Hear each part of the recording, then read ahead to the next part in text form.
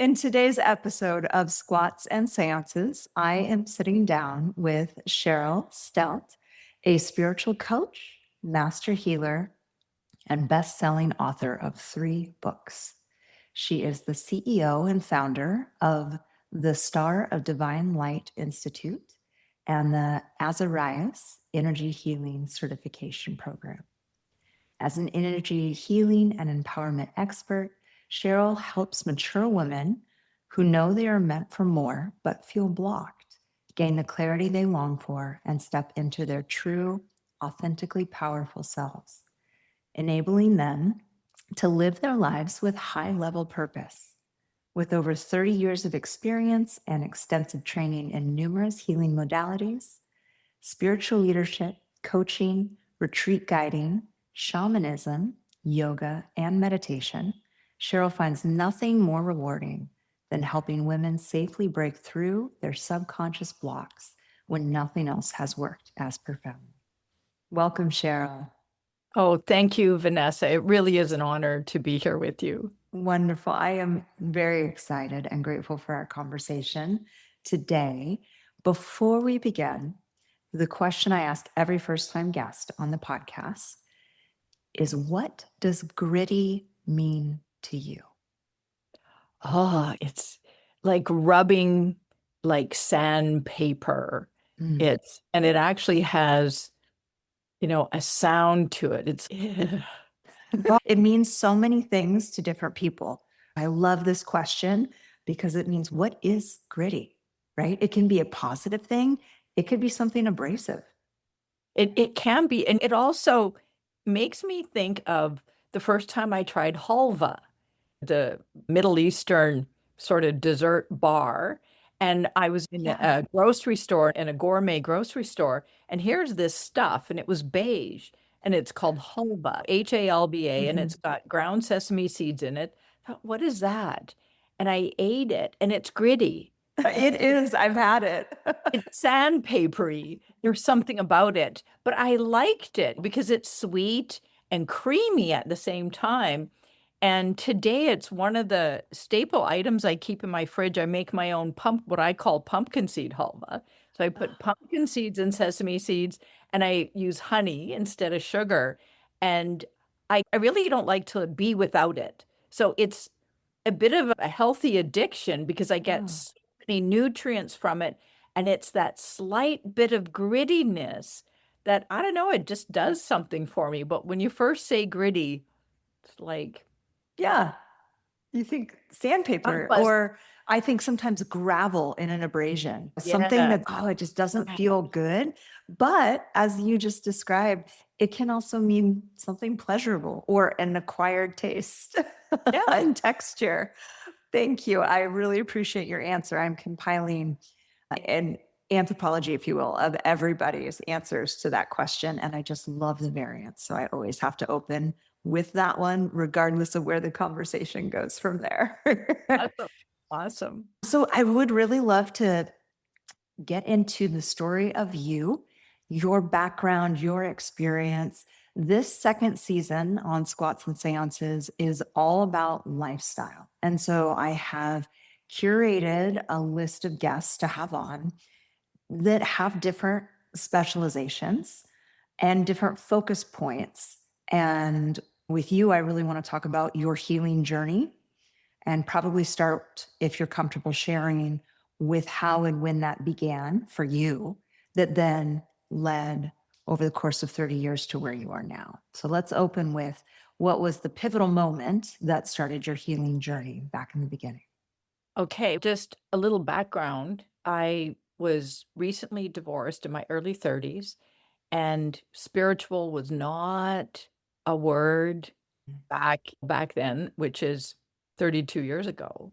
Meditation was really, that was so out there in my world. Even yoga was just starting to catch on. It was, yeah.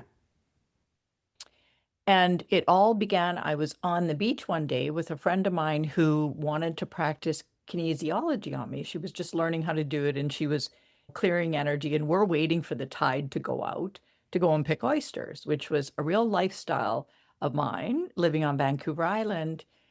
And I'm laying there, and suddenly this huge ball of white light is hovering above me. And it was so bright, and it just was filled with the most love I had ever felt in my life. And I realized it was my deceased brother's spirit who had taken his life Oh my. not all that long before that. And I just started crying with the love. The tears are just rolling. And she's going on and doing this finger testing, and oh, it's this person. And then she said, "It's your brother. Oh my gosh, he's here." And I said, "I know." And the long and the short of it was she channeled him, and his message to me was to start meditating. Mm. So he had taken his life, and just a few months before that, I was diagnosed with severe depression. So it was through that exploration, and I ended up developing a healing modality that the teachers I went to said, you don't do it that way. My body kept wanting to go with a really long, full breath once I got into it. And they kept saying, no, you just breathe normally, focus on the breath as it enters and leaves your nostrils.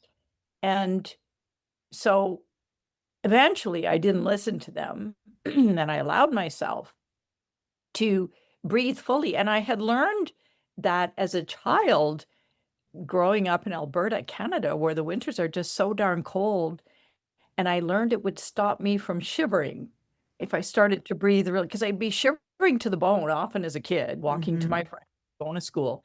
And so my body just naturally wanted to do that. And I didn't know that I was starting to access my subconscious. So all this early childhood stuff just started coming up, and all these repressed emotions. Oh my goodness, the backlog, and I started to process those things and started to heal myself. Interesting. So if we can, well, I want to pause for a minute because what you said, there's a couple key points. I am also finishing up a meditation teacher training right now, and I am also a yoga instructor. So a lot of what you're saying resonates with me. And if I were to think back 30 years ago, what the standards were when they were teaching these practices, when you were first getting into it, was there a specific type of meditation that you were experimenting with? And what about your breath in that space where your mentor's telling you wasn't okay? Yes. So initially, I made a number of phone calls, and they would say, "Why do you want to learn to meditate?"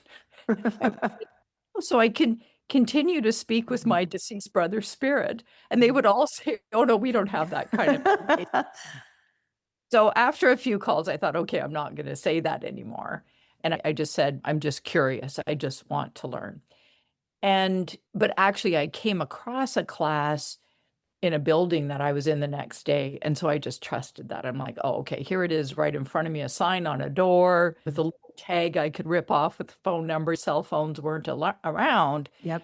So I don't, it could have been an earlier version of mindfulness. Yeah. The foundation for this style of meditation was to focus on the breath as it entered and left the nostril. We did a number of relaxation exercises, but that was primarily it. I moved on from there into books, lighting a candle and focusing on the candle with slightly opened eyes. And eventually I went to a few of these meditation centers and explored a variety of ways, but I preferred keeping my eyes closed. And but the I could keep my focus here at the nose, but my body would just start breathing with a longer, fuller, Was it no, like a diaphragmatic breath, like down deeper in your belly? deeper, deeper. That's such a Oh. good question because yes, in yoga we learn Mm. the diaphragmatic breath, but that's a little bit higher up. So if you place all your awareness down below the navel, and at the time I was not paying attention to this. But with what I teach now and what I practice and what I've learned the science around is breathing below the navel. So you can try it right now. Put your Yeah. hand on your abdomen and Mhm. breathe down there. You really drop down low. You really drop down low. And then the focus is not on a candle or anything in front of you. to me, you always want to keep your focus inside. You're Yeah. always, it's internal. So if you go to your root chakra Yes. and focus on the tip of the tailbone, and that keeps you inward, and the breath is down there, and so science has now proven that as soon as you start to breathe like that, the brain function shifts from the back of the brainstem, to the frontal lobal brain, which frees up the subconscious. And so and trauma it's proven now that trauma is encoded in the subconscious, in the right side of the brain, through physical sensations and emotions, not through linear memories. So when this started to come up, I was classic in that I would have tiny little fragmented memories. Everything was fragmented. So it's, but I started, the pain within me would just start to come out. And so I would cry, or I started to have release or physical sense. And it went on from there. It went on from there. And the first number of years, I was more focused on healing than the empowerment piece. Empowerment piece would come, but I never thought of it that way. And once I started focusing on really making these shifts, that's when things started to ramp up, so to speak. My growth curve really excelled. But what I'm so excited about being on your show, when I discovered you, Vanessa, and I thought, oh, yeah, this is something that has really played a role, because at that time in my, if I can jump into that part of my Yeah, story, please. at Let's see that where it time in my goes. life, I grew up as a very thin child, skinny, got teased, but no matter, and I've always been a big eater. So I'm one of the lucky ones, that the 20% of the female population that doesn't have to worry about weight. But at that time in my life, I remember I exercised. I joined a gym when I was 18, and it seemed like I was getting even slimmer than I was. And I stopped. So here I was, now 32 years old, 33. And I went to see this chiropractor, and he said, "You are in such bad shape. You are physically, you're in such bad shape." He said, "You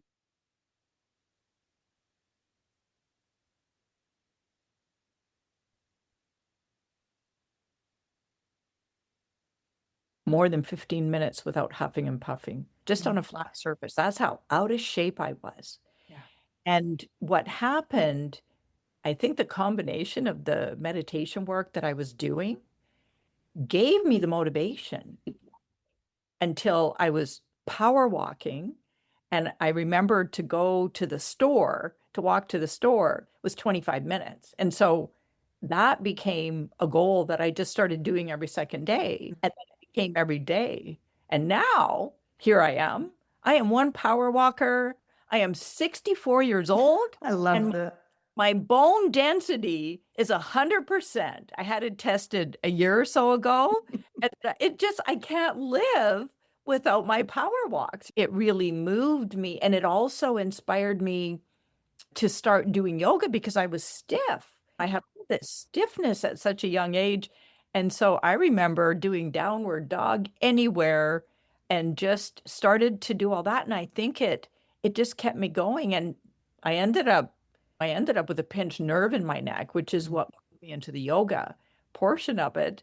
And I'm 64. I have no pain.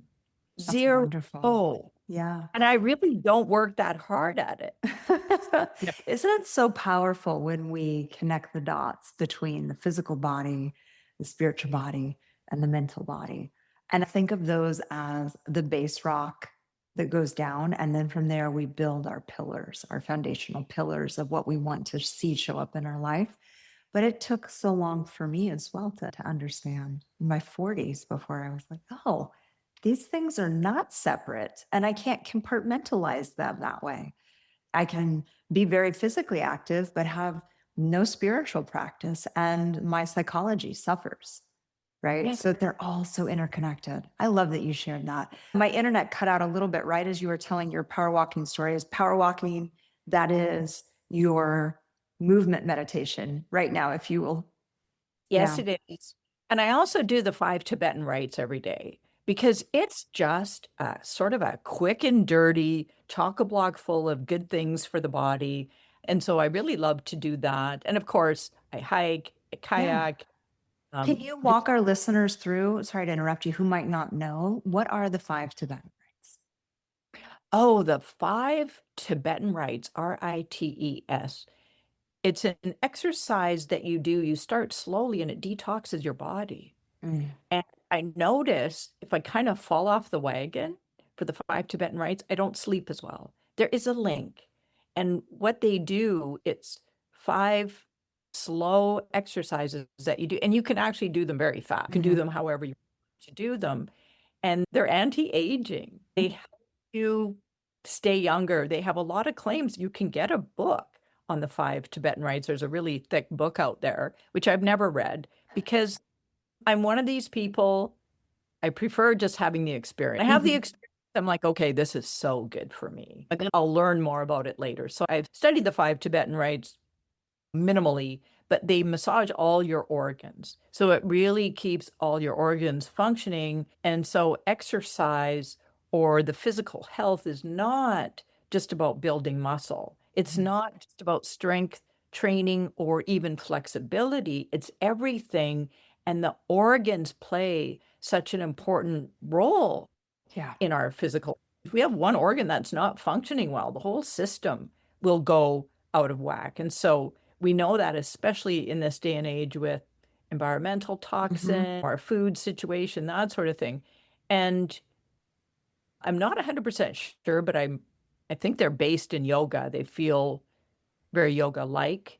And you start with spinning is the first one. So it's the spinning, and then you lay on your back and you do leg raises at the same time as you raise your head. And then the next one is you're on your knees and you do these backward bends. You Mhm. do these bends. And then the next one is like bridge pose, but it's a moving bridge pose. So you Uh-huh. put your hands on the floor beside your rear end, feet straight out, and you lift your body up and then drop it down. And you lift Oh, it okay. up, down. And then the last one is downward dog and movement. You go in and out of downward dog, stretching at the beginning and the end. So you really push it. And there's also ways you can do it where you do a little stretch in between each one, Oh, ending with child pose, but you start with three of each because they detox your system. And if you start with too many too fast, you will get a Herxheimer response. You okay. will get feeling like flu-like symptoms, all of that. And so you start with three of each of them, and then you move to five. Okay. Week, you can go up another two until you get to 21. And then it's proven now that you don't need to do more than 21. You're done at 21. And then it's rare, but I think some people might do them twice a day. And it doesn't matter what time it does matter what time of day. For me, it doesn't really matter. If you want to get like a little boost in the morning that you have more energy to do them first thing. And I don't want to do them first thing. So I did that for a number of Mhm. years and I moved away from them. And to me, it's if I just get them in. And so I do other things as with my morning ritual, and I take a walk Mhm. after lunch every day. In the summer, I do it after breakfast, so that's standard. And then my walk usually after dinner, so two walks a day. And then just for a quick break because I'm at my computer, then I want Yeah. to jump in and do. I'll just pick a time. Oh, I need a break, and I'll do the Five Tibetan Rites. Okay, done. That's fantastic. The wording is familiar, but I had never like actually understood what they were. It almost sounds like lymphatic drainage combined with full body functional movement. I'm going to do some research and see what I can find and share a link in the show notes for listeners. Thank you. Thank you very much. Anytime I have a guest that drops some knowledge like that, I've never heard of that. Can you please explain? When you Oh, said wow, yeah. 21, Yeah. is it 21 repetitions of each of the five movements? Yeah, so you start with the spinning, you'll do end up doing 21 of those. And so it's strength building at the same time. When you're going up and down in bridge pose, You can't, but it takes a little energy. But I love the feelings of the stretch in the pose and the movement. So I feel strong when I do them.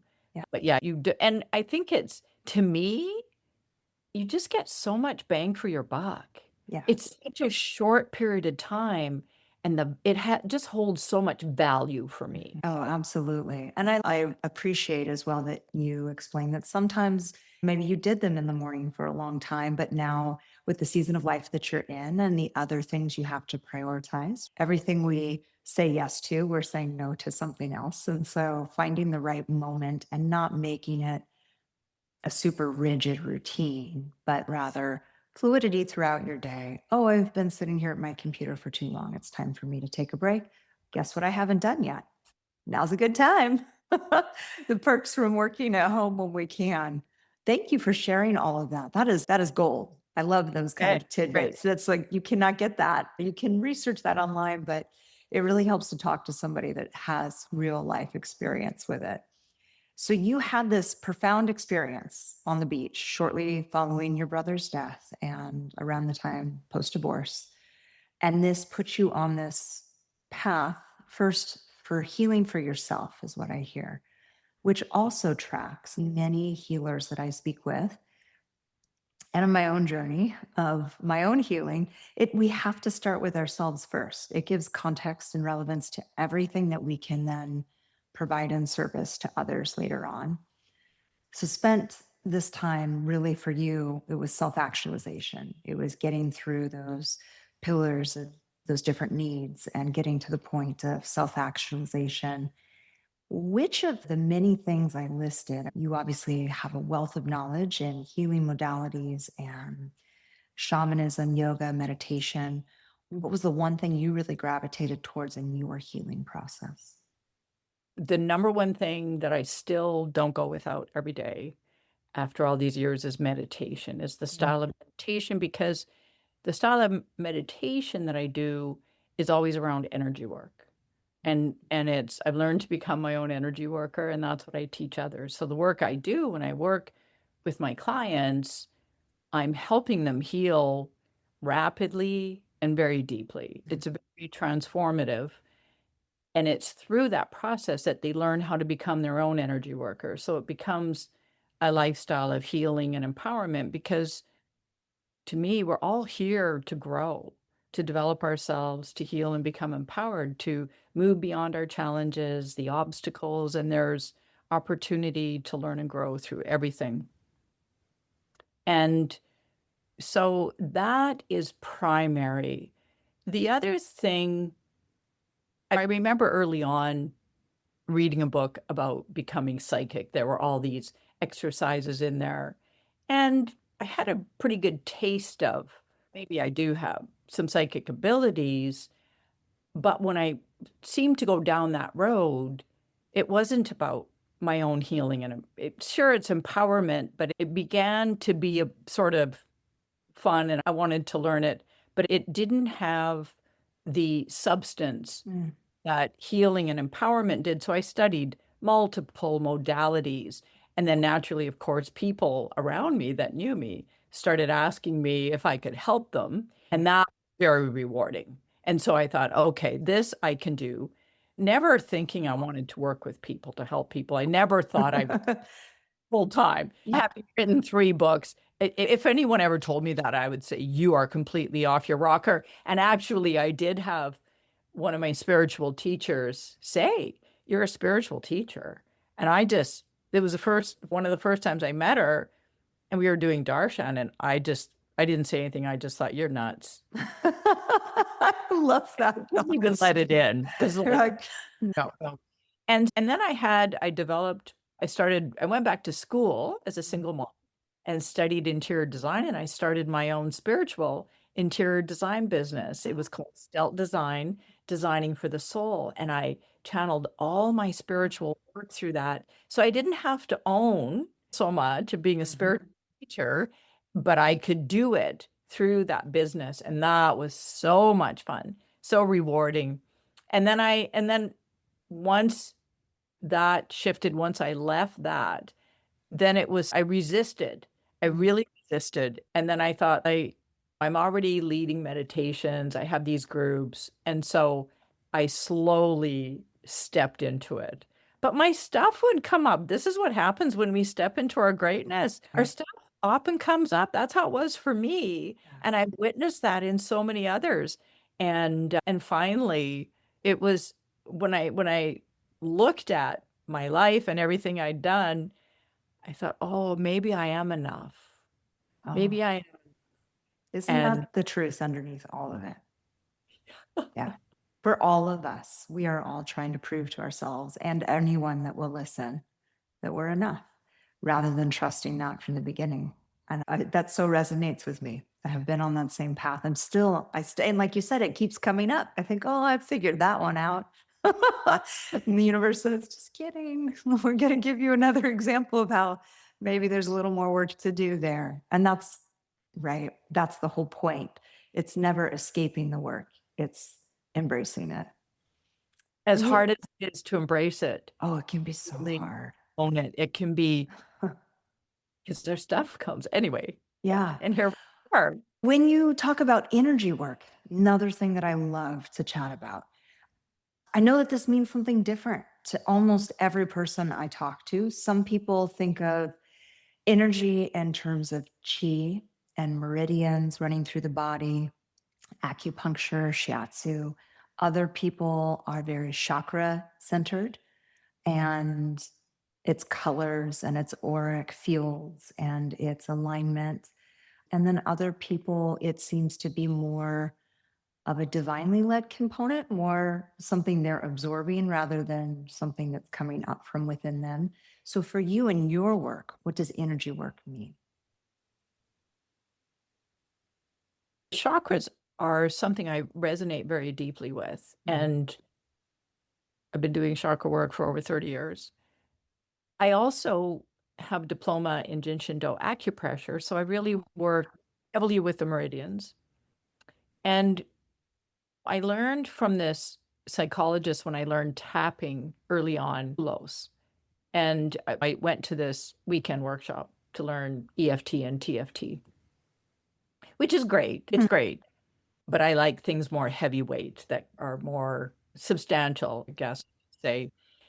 It was very good for me. And he said, we have thousands of meridians that run through our bodies, and it's true. Or not meridians, energy pathways. Let's call them all energy pathways. What I like about the chakras is they're energy centers.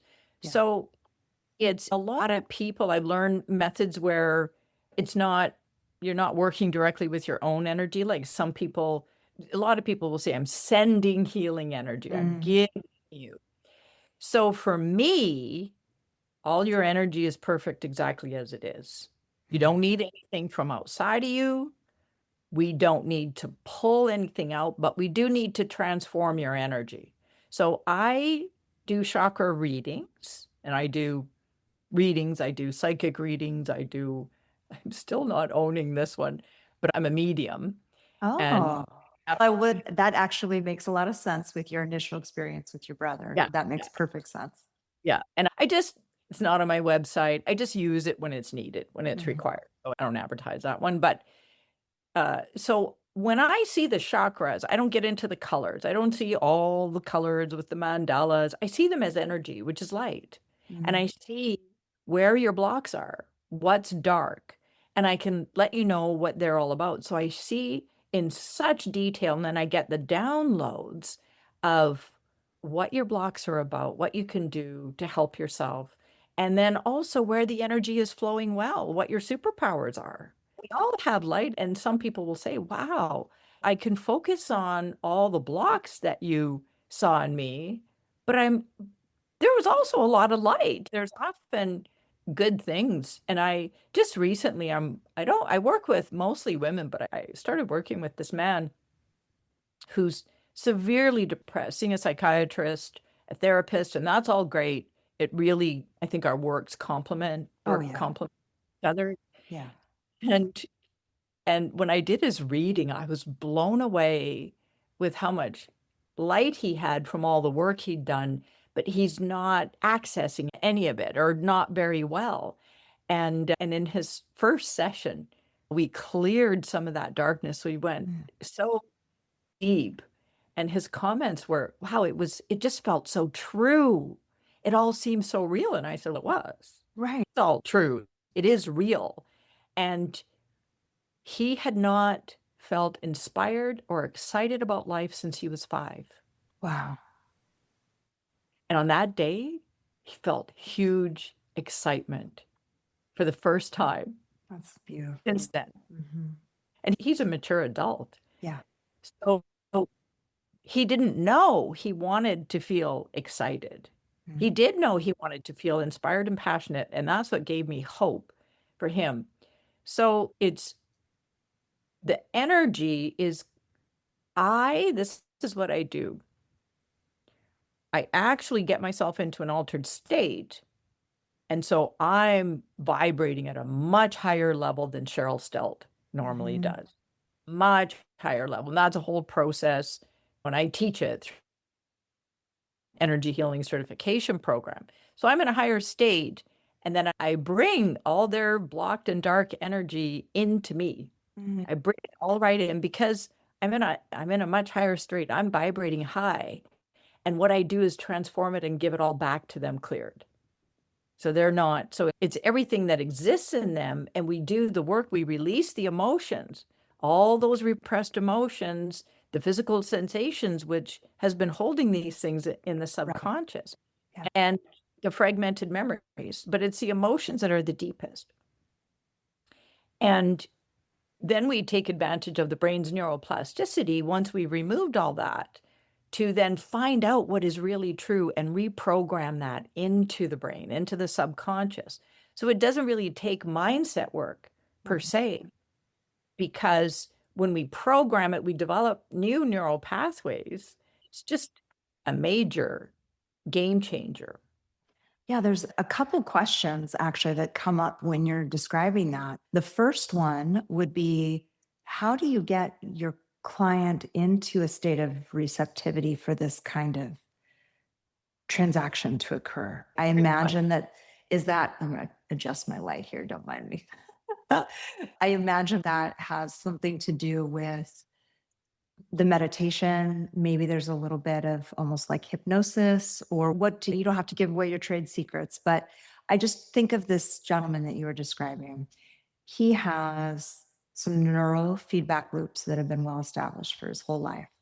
He knows he needs something more than what Western medicine is giving him, or maybe his Western medicine provider said, you should really consider this holistic approach to what you're dealing with right now. So he's here, he's in your office, or you're working with him remotely, or however you operate. How do you get someone like that into a state of receptivity? Yes. And I'm more than happy to give away all my secrets. Okay. I am happy to share.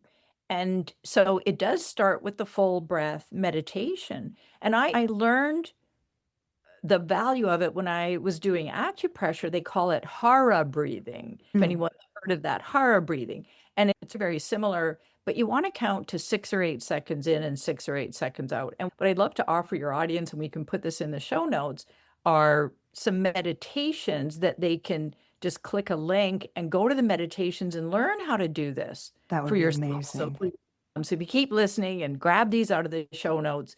So I always ask people to start doing the meditations to practice the full breath first.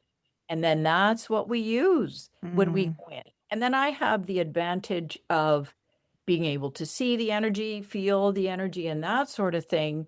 But I rarely ever name the experience. I allow my client to discover what the repressed emotion is, what we're going to. And it also, we see what's going on in our lives today, and it all stems back to early childhood and Right. even as early as the womb. And Wow. so that is the foundational work, is with the full breath. And you spoke earlier about recreating a foundation. And so the work is also sometimes the old foundation, the root chakra, sometimes we have a crumbling foundation. Sometimes we have a foundation that was never solid. And what I state that is when we have never had a solid foundation is we've never had a strong sense of safety or stability in life. And it's the number one thing we build up.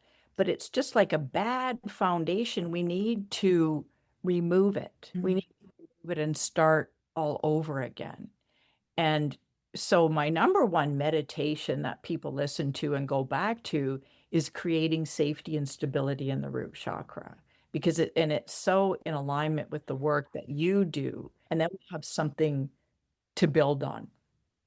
And when we start changing that foundation and start building on the truth of who we really are, we feel it. Mm. Life can no longer be the same. And situations in our lives start to change, people around us everything starts to change. Our physical well-being starts to change. That is so incredibly true.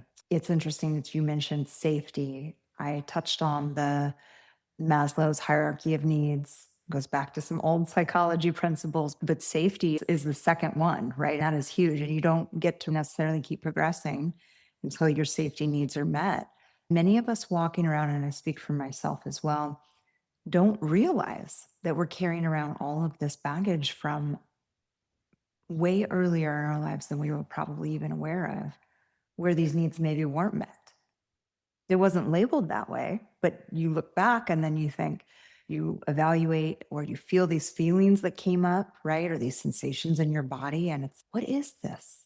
What can I name this as? Or how do I describe it? And then you realize it's linked to maybe it's safety or stability or something else, right? As we age, we can get better at naming those things.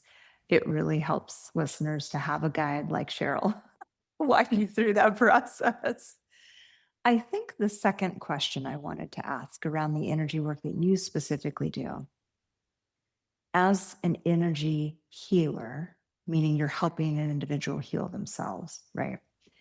How do you protect your own energy? You get into this higher vibrational state, you invite all of the darkness out of somebody into you because you're in a higher state.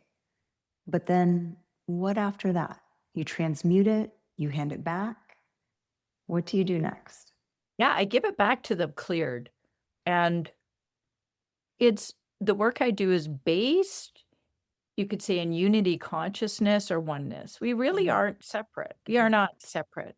And so I'm making a conscious choice to be in the truth of who and what we all truly are. We're all an aspect of source, the creator, God, whatever you want to, spirit. And separation is such an illusion. And we have decades, we have hundreds, if not thousands of years that we've lived in fear. Fear is so programmed into us, and fear is such a low vibration. And so every time I help someone else heal, I believe I'm helping myself at the same time because it just acknowledges all everything they truly are, hold space. And it's I can't believe my confidence level sometimes. It's no, I sit across from someone and I can just say, oh, I can definitely help you with that. And so much so I offer a money back guarantee. Oh, wow. Yeah. Yeah, I'm not cheap. And if you're uncertain, we're going to do 3 sessions and Mm. you're going to give me a deposit. And if you don't want to continue to work with me, you get all your money back. I have no problem. I don't care if it's sexual abuse, trauma, torture, the Wow. worst. If someone is ready and I can see in them, I can see their energy that they're ready. I'm like, oh no, let's go for it. Yeah. And I will offer you that because I never, and it is the place in my life I am the most confident. I'm like, oh yeah, It just means bring that you're doing it, what we you were called can to do it. do. Yeah. Yeah. It was I your just, dharma. yeah, I have so many years of experience. And so it's getting into that state and trusting. Mm. It's all energy and my capacity to feel my own emotions and even feel others' emotions. Being an empath is a superpower, folks. It really is. And it's because we're not separate. Mm. And there's nothing more rewarding then witnessing another accessing the truth of their being and stepping into that and moving into that and feeling all those uplifting emotions and the vibration, all the energy that starts to come in. Wow. Yeah. What a gift that you have that you're giving to people. That is an act of service, and like many others that I can describe, because energy is entropy. Like you said, it never ends. It's moving from one place to another, and that exchange back and forth and helping people step into their authenticity. I think along those lines, the next question I want to ask is, why are clearing these blocks so essential for healing that needs to happen? Oh, so we can all evolve. Hmm. It's having been around as long as I have, the shifts in humanity over the last multiple decades, things are really ramping up. There is Yeah. so much going on, and we are growing and evolving to new levels. It's such a great time to be alive. And all the derogatory things that are happening in life right now, the wars, politics, everything that's going on globally is all serving us. It is, I believe, everything serves us. And it's allowing ourselves to grow through everything. Anything can be a catalyst for change. And there was quite a while I worked with a psychiatrist. She was a psychiatrist and she had also become a functional medicine doctor. Oh, okay. And she started sending me all her psychiatry clients. And she called me the wound healer. Oh. And then she discovered later that she probably shouldn't have been doing that under her license. But anyway, she did. And she just said, you get them to a place I could never through psychiatry nor through functional medicine, that Mm. she was practicing that. And then she would get them back. And then everything that she had been working with them would start to elevate Right. and would start to really get success. And she herself was so funny. She played ultimate frisbee, loved to play ultimate frisbee, but she wasn't a very good player. She was down. But through working with me, her Mm. game improved so much. Interesting. It started to affect her physically Oh, okay. because trauma, remember I said trauma is Mm. stored In the in the body right side of the too. brain Yeah. through physical sensations and emotions. And so she had areas in her body that were locked up, and Mm. her movement, even though she did so much physically, ran, she did a lot of things, that once we started to release this, the body went back to its own homeostasis. And she ended up being one of the star players on the team. Wow. What you just shared made me think of another question I want to ask. It's a little off script, but I hope you won't mind. Have you found in your work over decades that there are physiologic areas in the body where you see tension, pain, stiffness, tightness that are almost always correlative to a certain psychological component or maybe a spiritual component? For example, if somebody has lower left sided back pain, you're like, that has to do with childhood trauma. Or is it not that linear? Am I trying to connect dots that don't connect? But I would just be curious, after working with so many people, if you've ever drawn any lines like that. Yeah, it's why I wrote my first book, Mm. Heal Your Neck Issues and Let Your Throat Chakra Shine. So, neck issues, shoulder issues, anything in the fifth chakra and the throat chakra, because the energy rises up and then it's like a bottleneck. And it Oh. really is about not just speaking our truth and feeling seen and heard, but it's expressing our soul's purpose at the highest level. I noticed, I just thought I had more throat chakra issues than anybody in my life. And I worked for a period of time for 5 years on my throat chakra. And I have to tell you, all the work to heal your throat chakra starts in the root chakra. The Mm. problem is not, if you just do that, it will always come back. I had to go through that to learn it. Interesting. And I've helped so many people who say, oh, yeah, you can't heal my throat chakra. I've been to so many healers and it just always comes back. And I said, try me. You get a money back guarantee. And so it does just start in the root chakra. So that's a very big thing. But what I also see a lot of is hip pain, hip stiffness. Yeah. That's very common. the shoulders. And it's, each of the chakras has so much meaning. I could go on and on, Oh, but yes. We could do a whole podcast just on that, a whole episode.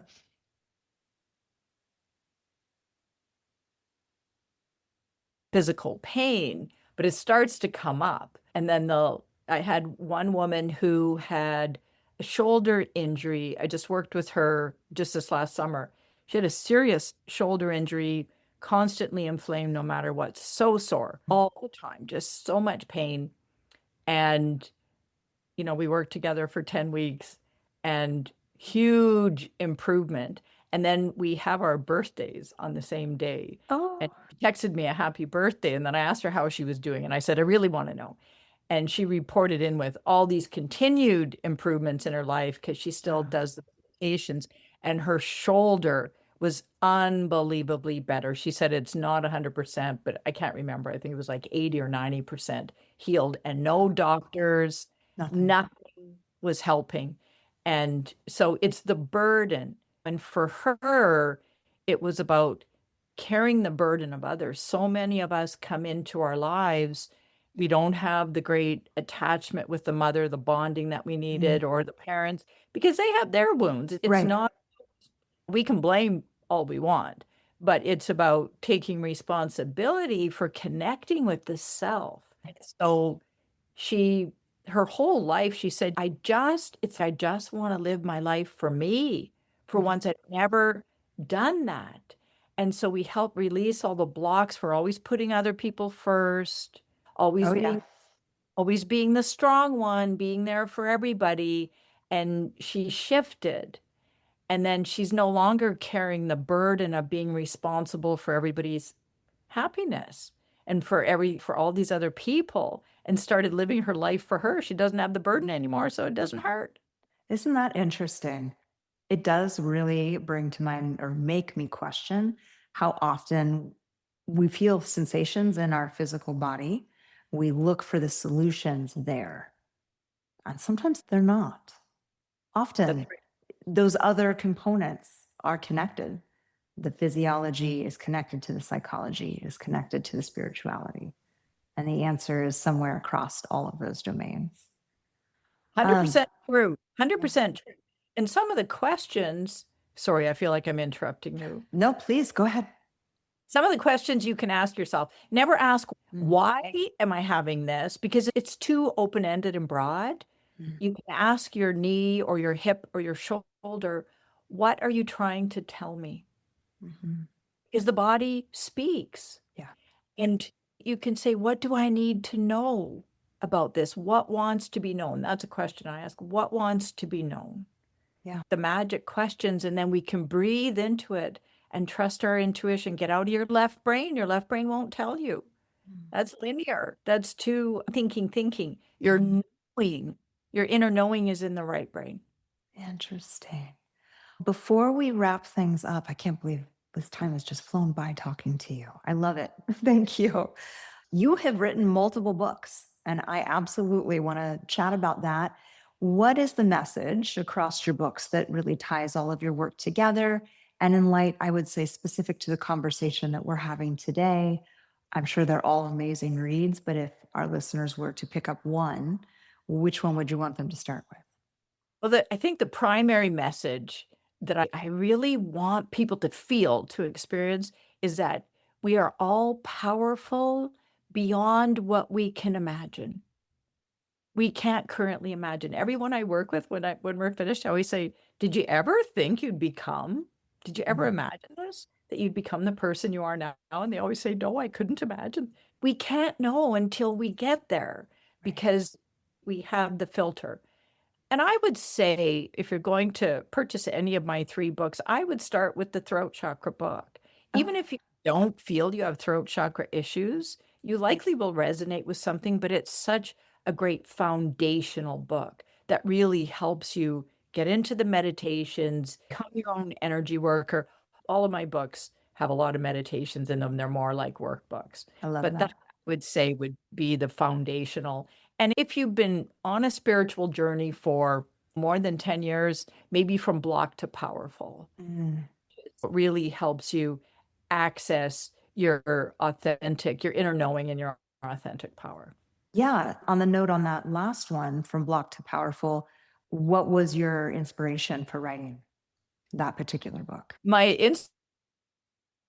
It's really my legacy book. So my first two books are very focused with meditation, but in that book, I bring in so many other practices from various modalities, including shamanism, even Sufism. There's all sorts of things in there that to me are just it's a much more advanced book. But I thought if I'm going to leave my mark on the world, it's through that book. Oh, I love that. Okay. I've got some reading I'm going to be doing. Let's see here. So I think I've got maybe two more questions for you. If that's okay. For those who feel stuck or blocked, what, in your professional opinion, is the first step that they should take to move forward? The first step is really tuning into yourself and how desperately do you want to get unstuck? How desperate are you to move those blocks? Because to me, there needs to be a certain amount of desperation for change. How badly do you want change? And that intention, then you can take that into your meditations and go into the full breath. And remember the meditations, I'm going to leave the link you're going to put in the show notes and grab onto that. How serious are you? And the biggest step is sitting down. The biggest step is sitting down and closing your eyes and trying it and having that courage to face what's inside. And things will shift no matter. That's so true. Being comfortable in stillness and silence takes practice because we spend a lot of time as a species, as a society, running from what's in our minds. It's like we're afraid of what we're going to hear or think and yeah, really that resonates with me, that practice of just sitting there and being willing to close your eyes and see what happens. And being willing to be comfortable with the discomfort. Yeah. Because it's not all about just peace and bliss. No, you have to don't the shadows. Right. You have to do the work. And it's not just the happy train and rainbows and unicorns. The irony is that once you sit with yourself, and I described this to one of my mentors, and I don't know if this will resonate with you. It was almost like I had so many things that I was afraid of being afraid of.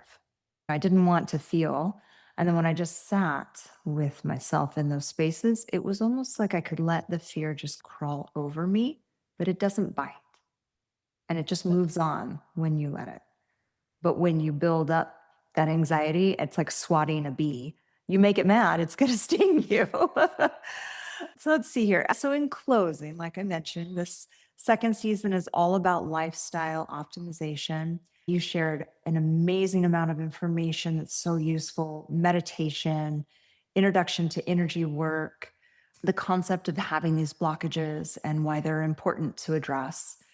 If you were to choose one takeaway from our conversation today, one thing that you would want the listener who might not even realize they're in need of this, but something about this particular episode is going to resonate with them, what would you want to say to that individual? I would want to say that the number one thing you can do is access your own inner truth, period. What is true for you, not the conditioning of the words coming are our forefathers, but not.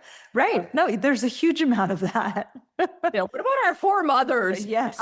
But it really is the key to a happy life, the key to health, wealth, happiness, everything is accessing your own inner truth and being in that, being in your truth, because being in alignment to truth is you start to access the love and light of who you truly are, of your soul and the connection of the all.